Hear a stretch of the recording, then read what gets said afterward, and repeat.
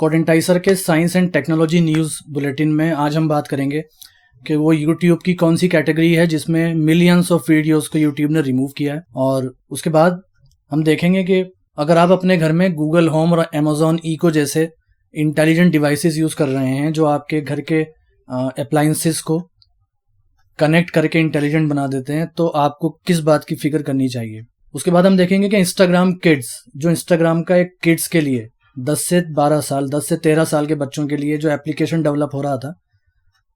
उसके डेवलपमेंट को क्यों सस्पेंड कर दिया गया है और उसके रिगार्डिंग दुनिया भर में क्या कंट्रोवर्सीज चल रही हैं।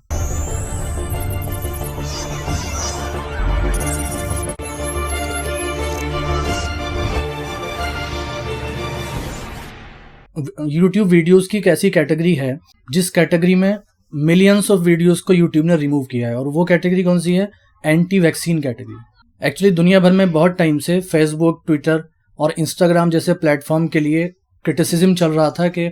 बहुत सारी ऐसी वीडियोस अपलोड की जा रही हैं इन प्लेटफॉर्म पे जिन्हें कहा जा सकता है कि वो फॉल्स हेल्थ इंफॉर्मेशन प्रोवाइड कर रही हैं। तो इस टैग के अंडर बहुत सारी वीडियोस को लाया गया और यूट्यूब ने बताया है कि उसने एक क्वार्टर के अंदर नियरली 10 मिलियन वीडियोस को रिमूव किया है। और इंटरेस्टिंग बात यह है कि उसमें ऐसी वीडियोस भी हैं कि जिनके व्यूज़ नेग्लिजिबल थे, जिनके व्यूज़ 10 भी नहीं थे। तो इससे आपको अंदाज़ा होगा कि कितना एग्रेसिव एक्शन यूट्यूब ने इस स्टैंड के लिए लिया है। हालांकि इस स्टैंड के लिए भी, इस एग्रेशन के लिए भी यूट्यूब को क्रिटिसाइज़ किया जा रहा है, और यूट्यूब का अपना मानना भी है, उसका अपना ख्याल भी है कि हाँ, ये एक्शन कुछ एग्रेसिव है और इसके लिए कहा जा सकता है कि एक मैसेज इससे, ये एक फॉल्स मैसेज या एक नेचुरल मैसेज इससे ये जाता है कि शायद यूट्यूब पे कंट्रोवर्शियल आइडियाज़ के डिफरेंट ओपिनियंस को एक्सेप्ट नहीं किया जा सकता।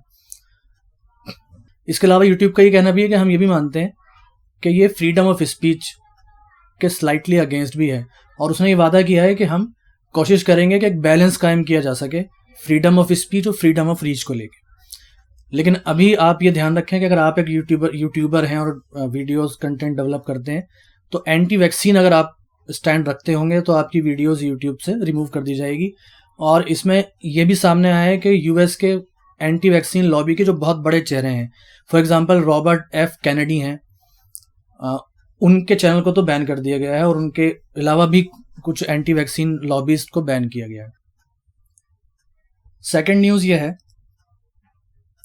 कि अगर आप गूगल होम और अमेजॉन इको जैसे इंटेलिजेंट डिवाइसेस यूज़ करते हैं, जिन्हें हम IoT डिवाइस भी कहते हैं, इंटरनेट ऑफ थिंग्स, और जिसके ज़रिए आप अपने घर के गैजेट्स को और अप्लायंसेस को कनेक्ट करके कंट्रोल कर सकते हैं, तो ऐसे डिवाइसेस के बारे में एक न्यूज़ ये आई है कि फ्लोरिडा टेक यूनिवर्सिटी में एक स्टडी हुई जिसमें इस तरह के 20 पॉपुलर डिवाइसेस को टेस्ट किया गया सिक्योरिटी पॉइंट ऑफ व्यू से। तो उन 20 डिवाइसेस में से, जो बहुत पॉपुलर और मेन स्ट्रीम डिवाइसेस हैं, उनमें से 16 उस सिक्योरिटी में फेल कर गए हैं, और इसमें ये पाया गया है कि उसमें कुछ क्रिप्टोग्राफिक फ्लॉज हैं। क्रिप्टोग्राफी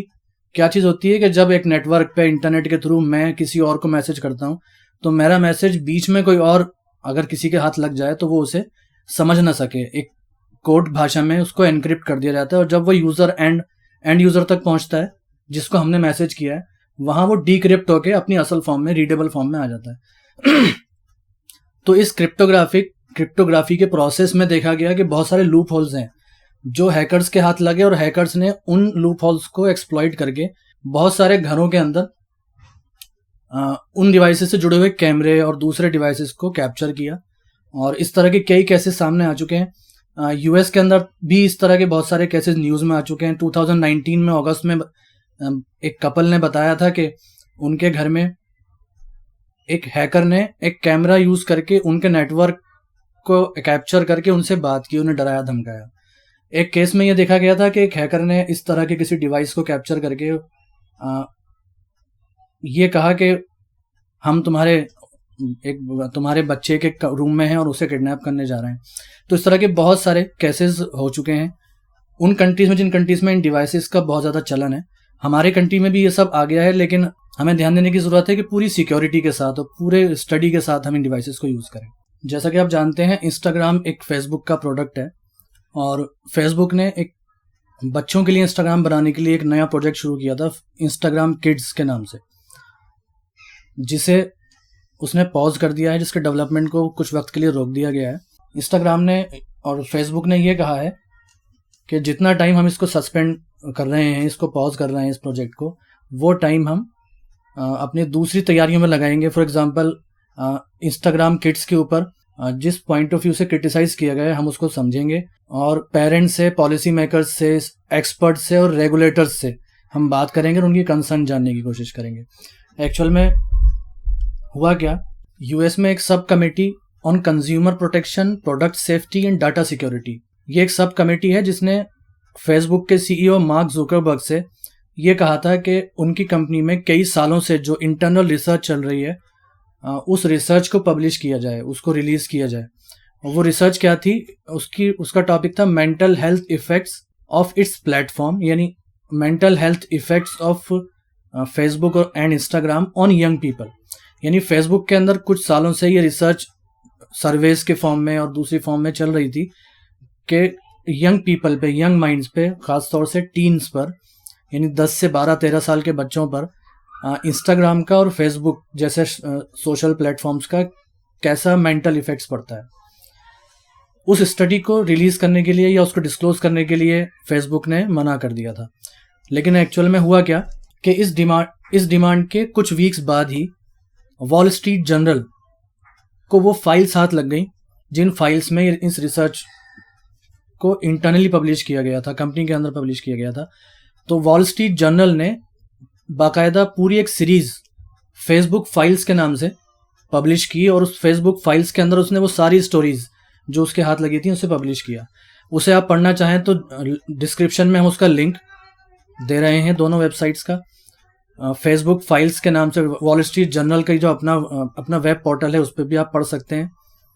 और इसके अलावा बीबीसी ने भी इस पर एक स्टोरी पब्लिश की हुई है फेसबुक फाइल्स के नाम से, वो भी इंटरेस्टिंग है, वो भी आप पढ़ सकते हैं। उसका लिंक हम डिस्क्रिप्शन में दे देंगे। उन स्टोरीज से ये बात निकल के सामने आई कि फेसबुक को उस रिसर्च से ये पता चल गया था कि इंस्टाग्राम टीन्स यानी यंग माइंड्स पर बुरा असर डाल रहा है। इसके रिस्पॉन्स में फेसबुक का या इंस्टाग्राम का ये कहना है कि हमने ये डेवलपमेंट को पॉज किया है ताकि हम अपना टाइम ले सकें और हम जो क्रिटिसाइज करने वाली पार्टीज़ हैं उनको हम समझ सकें और उन्हें कन्वे कर सकें कि हम क्या करने जा रहे हैं।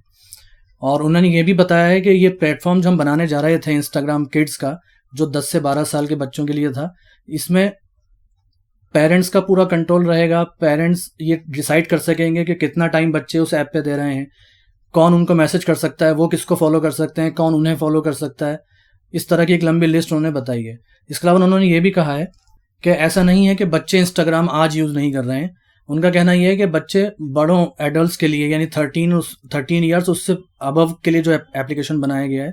उसको आज भी बच्चे यूज़ कर रहे हैं, तो वो मिस रिप्रेजेंट करते हैं अपनी एज को। तो इस डिस्क्रिपेंसी को दूर करने के लिए वो बच्चों के लिए एक ऐसा एप्लीकेशन बनाने जा रहे हैं, ये उनका कहना है। लेकिन ये कंट्रोवर्सी अभी जारी है और फिलहाल इंस्टाग्राम किड्स के डेवलपमेंट को कुछ वक्त के लिए रोक दिया गया है। तो आज के लिए इतना ही। आप कमेंट्स में हमें ये ज़रूर बताएं कि किस तरह की न्यूज़ आप टेक्नोलॉजी से जानना चाहते हैं। अगर आपकी कोई क्यूरियोसिटी है या आप जानना चाहते हैं उस एरिया से न्यूज़ ला के आपको टेक्नोलॉजी सेक्शन से दें, तो आप हमें कमेंट्स कर सकते हैं, कमेंट में बता सकते हैं। तो कॉडेंटाइजर के इस science and technology news section को आप अपने बच्चों से, दूसरे लोगों से, यंगस्टर्स से सबसे शेयर करें और चैनल को सब्सक्राइब करें और बेल आइकन दबाएं ताकि आपको नोटिफिकेशन टाइम पर पहुंचती रहे।